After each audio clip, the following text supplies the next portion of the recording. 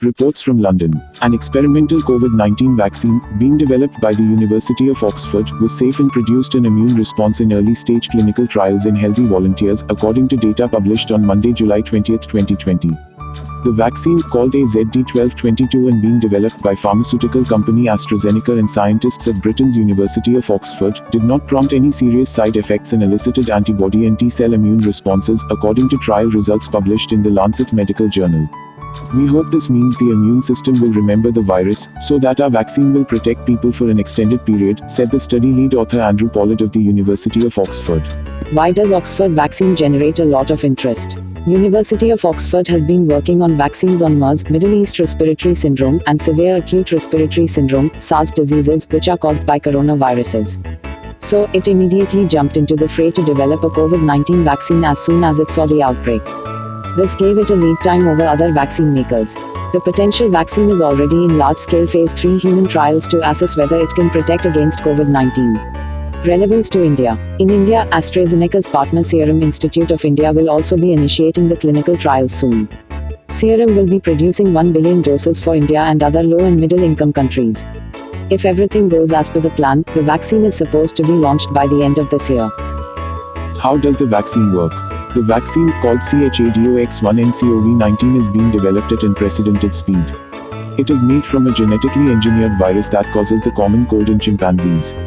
It has been heavily modified, first so it cannot cause infections in people and also to make it look more like coronavirus. Scientists did this by transferring the genetic instructions for the coronavirus's spike protein, the crucial tool it uses to invade our cells, to the vaccine they were developing.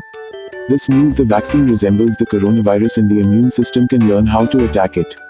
What are antibodies and T-cells? Much of the focus on coronavirus so far has been about antibodies, but these are only one part of our immune defense.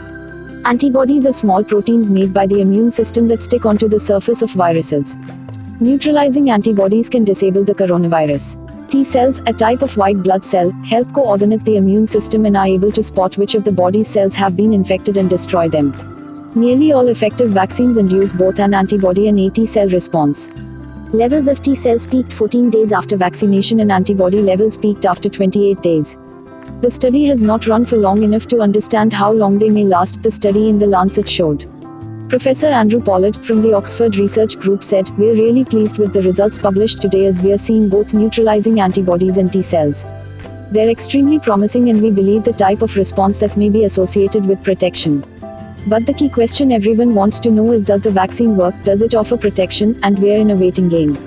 The study showed 90% of people developed neutralizing antibodies after one dose. Only 10 people were given 2 doses and all of them produced neutralizing antibodies. Professor Pollard said that they don't know the level needed for protection, but we can maximize responses with a second dose. Is it safe? Yes, but there are side effects. There were no dangerous side effects from taking the vaccine, however, 70% of people on the trial developed either fever or headache. The researchers say this could be managed with paracetamol. Professor Sarah Gilbert, from the University of Oxford, UK, says, "There is still much work to be done before we can confirm if our vaccine will help manage the COVID-19 pandemic, but these early results hold promise." What are the next steps in the trial? The results so far are promising, but their main purpose is to ensure the vaccine is safe enough to give to people. The study cannot show whether the vaccine can either prevent people from becoming ill or even lessen their symptoms of COVID-19. More than 10,000 people will take part in the next stage of the trials in the UK. However, the trial has also been expanded to other countries because levels of coronavirus are low in the UK, making it hard to know if the vaccine is effective. There will be a large trial involving 30,000 people in the US as well, 2,000 in South Africa and 5,000 in Brazil.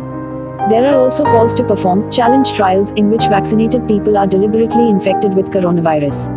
However, there are ethical concerns due to a lack of treatments. When will I get a vaccine? It is possible a coronavirus vaccine will be proven effective before the end of the year, however, it will not be widely available.